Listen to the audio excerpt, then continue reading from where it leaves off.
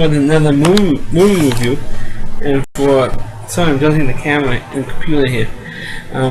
This is Joe again with another movie review, and for the subject of this video, I want to be discussing the Remaking the Stone movies. I know, oh god, they were Remaking the Stone films. Actually all the two films, and thankfully they only made two films, because the second one was so terrible. The two films, of course, Remaking the Stone, and the second one, and the sequel was Jewel of the Nile. The two films starred Kathleen Turner, Michael Douglas, and Danny DeVito. Also starred in a small role Holland Taylor, of course, more famous for being on 2.5 Men now. The first film came out in 1984, and both the two films were both produced by Michael Douglas' production company. And the first film was directed by Robert Zemeckis, of all people. Before he became a big show of movies like Forrest Gump and that time, it became a big show with Forrest Gump, like 10 years later. But for Remaking the Stone, the first film, those of you who have never seen it, Kathleen Turner's sister was kidnapped in Colombia by Danny DeVito and his cousin Ira. I forgot who played Ira in the film, because they wanted some kind of treasure map that Kathleen Turner's brother-in-law had, and actually melded to Kathleen Turner's character. Well, the guy who actually killed Kathleen Turner's brother-in-law, which you never saw, happened like before the movie begins, so the story of the movie begins. And so Kathleen Turner decides to go down to Colombia. Well, Kathleen Turner's character is supposed to be playing like a romance novelist, so beginning the first few minutes of the film is sort of during the last couple of pages of her latest novel. And Holland Taylor, like I mentioned previously, plays her publicist. And so Kathleen Turner decides to go to Colombia to help his sister out. And then the guy who killed your brother-in-law, Kathleen Turner's brother-in-law, tells her, oh, this is the right bus to go to Cartagena. And then meanwhile, he tries to kill her for the map that she had in the purse, and the map had to be a treasure map.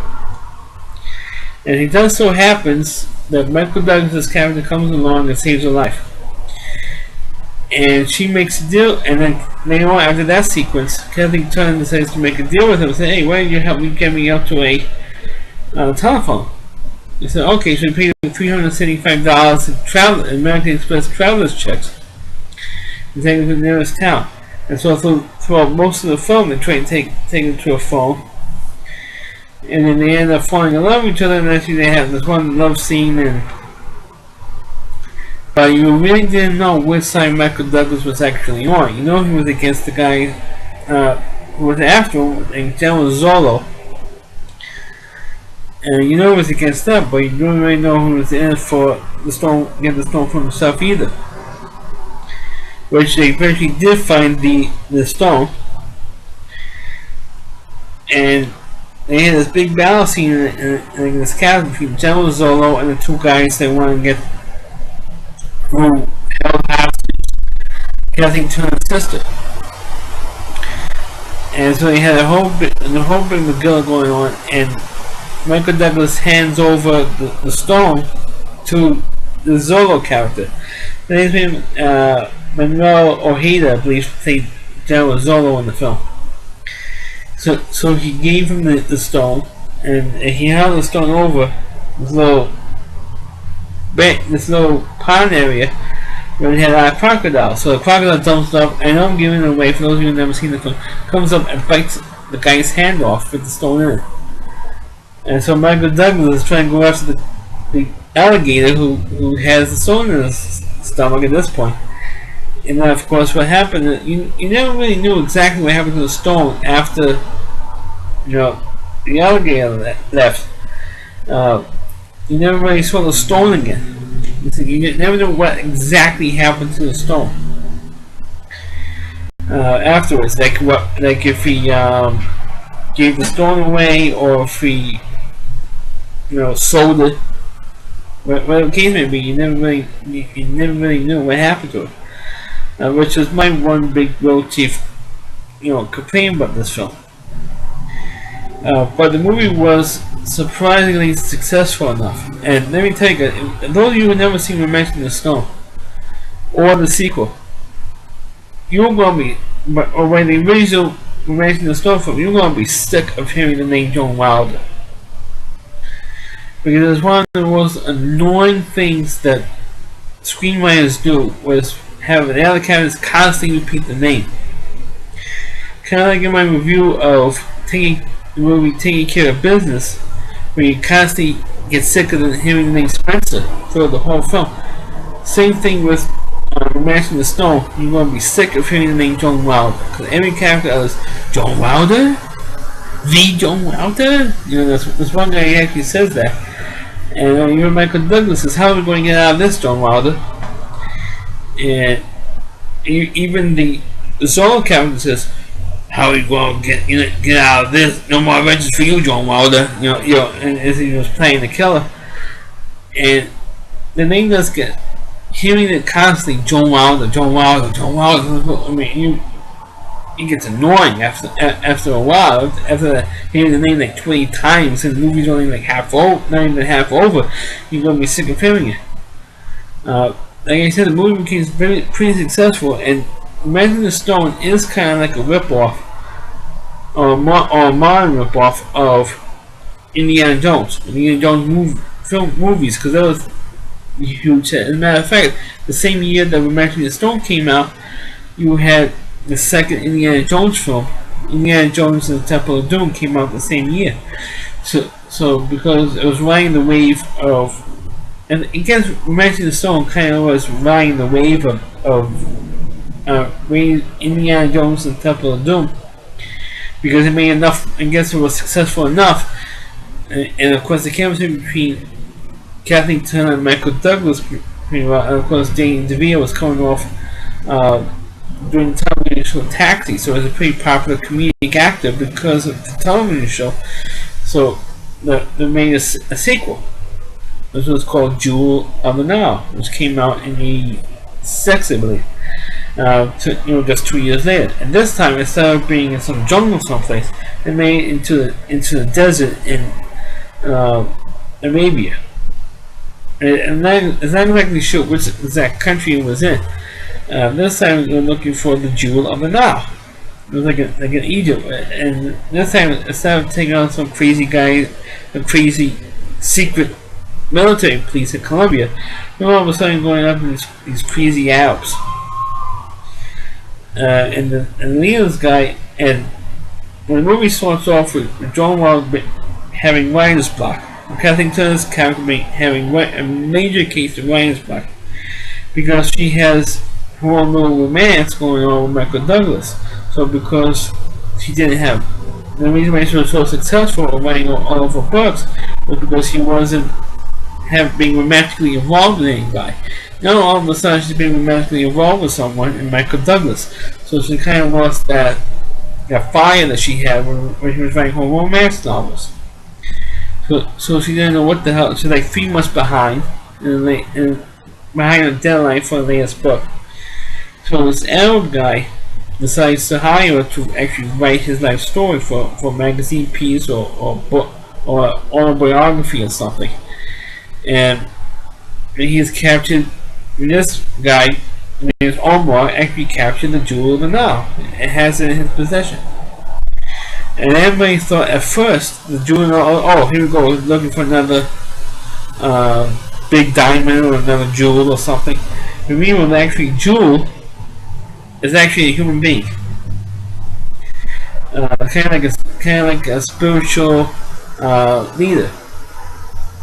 And so when this spiritual leader, and they call him the Jewel of the Nile, and which is kind of a weird thing going on, that this jewel happened to be a guy, and So this Jew guy got escaped from with John Wilder from this guy Omar, because eventually when John Wilder finds out that this guy Omar was crazy, held her prisoner as well as the Jew, and John Wilder says, "Oh, hey, this guy Omar is framed this Jew, and no, who is it? And it's me. He's having religious. As long as I'm around, as long as I'm alive, I can't stop Omar, from finding himself an emperor or something, and want to commit." They didn't go as far as saying he wants to commit jihad, like most Arabic leaders, most Muslim leaders do today want to commit jihad in the United States and Israel. But if he does so, he probably won't go that far. So he says, "Oh, if I'm alive, as long as I'm still alive, he won't be able to claim that he will be an emperor, like Napoleon or something." So they escape. And Michael Douglas almost gets blown up by Omar. One of Omar's goons blows up his boat, which you see in the end of the original mentioned the Stone film. So he has like a personal grudge to sell against Omar, saying, "Hey, this sucker blew up my boat." And here comes Danny DeVito's character, all of a sudden pops out of a dumpster. So Michael Douglas says, "Hey, yeah, remember you're from Colombia, from Cartagena, Colombia, right?" He says, "Yeah, I'm gonna get even with you for what you did to me down there. Because I was in jail, in prison for 5 years, because of what happened. So now I'm gonna get even with you. You jerk cult, and I'm gonna get even with you." So though practically the whole movie, he wanted to get even with Michael Douglas' character for what he did in the first film. And of course, and then DeVito goes into this other group of Muslims who want to fight Omar, because they always have that little like Muslims fight with each other more than they fight Israel. Actually, with only different sects. That's SECTS, alright? Or SE. Sorry, it should be spelled SECTS, sects. With others, so they want to stop Omar for doing it, and they believe in the Jew of the Nile, and they knew who the Jew was. And at first, Kathleen Turner didn't tell Michael Douglas' character who the Jew was. Because they figured, oh, if you found out the Jew was actually a person and an actual Jew, he may not have gone along and trying to stop Omar, which of course eventually by the end of the film you know what's going to happen, and stop Omar, and Omar, the main character, dies just like Zorro dies in the first film. And now I'm giving it away, if those of you who haven't seen these two films. And of course at the end of the film, the Jew of the Nile marries Kathleen Turner's and Michael Douglas at the end of the film. And of course the film is I know it got panned pretty badly by the critics, and rightfully so, because I think it's almost like a rehash of the first film. I guess maybe that's why they only made like two of these films, because the next big film that Michael Douglas does is another film called Fatal Attraction. And I don't think Michael Douglas ever again made an action adventure movie ever again. Because this film turned out to be such a bad film. It's almost like a rehash. Julian now is almost like a rehash of Mashing the Stone. And I don't blame the critics for panning it, because the second one was pretty bad. The first one was an enjoyable film. Even though it's like I said earlier, like a rip-off of the Indiana Jones movies. But it is an enjoyable movie, and this more modern. I like the Indiana Jones movies, which took place during the 30s. And this one took place in the 80s. So it's like a little more contemporary for the time. The only thing that was worthwhile in the Jew of the Nile was during the closing credits, when you hear the famous song with Billy Ocean, "When the going gets tough, the tough get going." There was a theme song for the first film, and that became at that time that became a pretty big hit for '86. But as a matter of fact, Danny DeVito, Kathleen Turner, and Michael Douglas did the music video for that film.